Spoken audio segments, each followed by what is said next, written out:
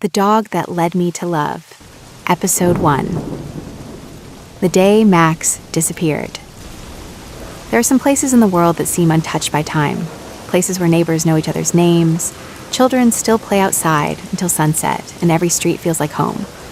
Willow Creek was one of those places. Nestled between rolling green hills and winding rivers, it was a small town filled with kindness and simple pleasures. And among its residents lived a young woman named Emma Carter. Emma was 28 years old and worked as an elementary school teacher. She wasn't famous, she wasn't wealthy, but she was happy. Because every day she shared her life with someone who never failed to make her smile, a golden retriever named Max. Max wasn't just Emma's dog, he was her best friend. Every morning they walked through town together. The shop owners greeted him by name, children rushed over to pet him. Even people having a bad day couldn't help smiling when they saw his wagging tail. To the people of Willow Creek, Max was more than a dog.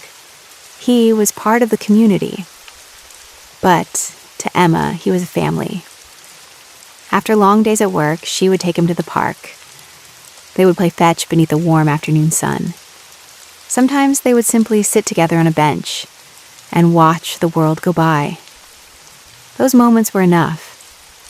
Life felt complete, at least it did until one stormy evening. The day had begun like any other. The sun had been shining. The streets were busy, everything seemed normal. But as evening approached, dark clouds began gathering above Willow Creek. The wind picked up. The sky turned gray. Soon, rain started falling. Inside her cozy home, Emma barely noticed the weather changing.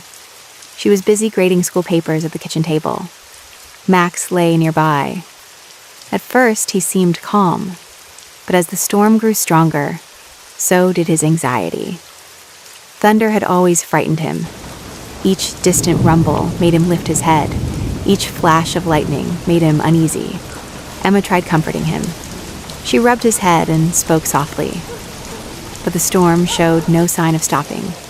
Outside, the wind howled through the streets. Rain pounded against windows. The thunder grew louder. Then it happened. A brilliant flash of lightning lit up the entire sky. The thunder that followed was deafening. At that exact moment, a powerful gust of wind pushed open the front gate outside the house. The sudden noise startled Max. Panic took over. Before Emma could react, he bolted toward the open gate and ran into the storm. At first, Emma thought he would return. Max had wandered before, never far, never for long. But minutes passed, then more minutes, and Max didn't come back.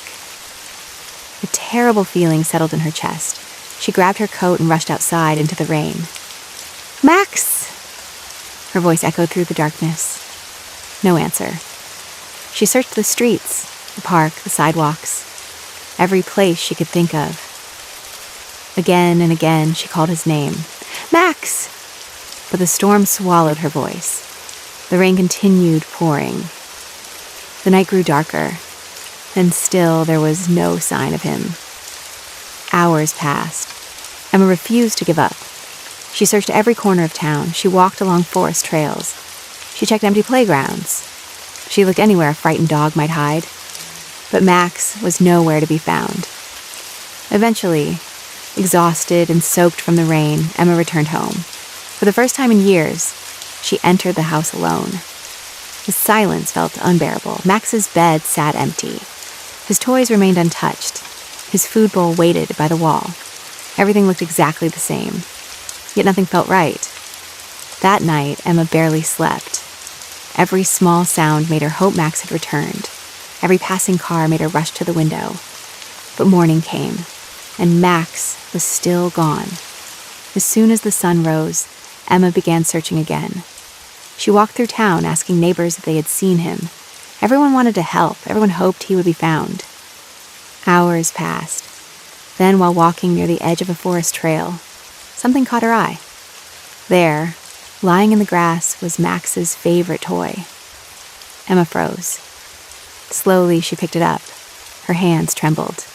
This wasn't just any toy. Max carried it everywhere. If it was here, then Max had been here too. For the first time since the storm, hope returned. But hope brought new questions. Where was Max now? How far had he gone? And what was waiting for Emma deeper inside those woods? Little did she know, the answers she was searching for would not only lead her closer to Max, they would also lead her toward a future she never expected. To be continued.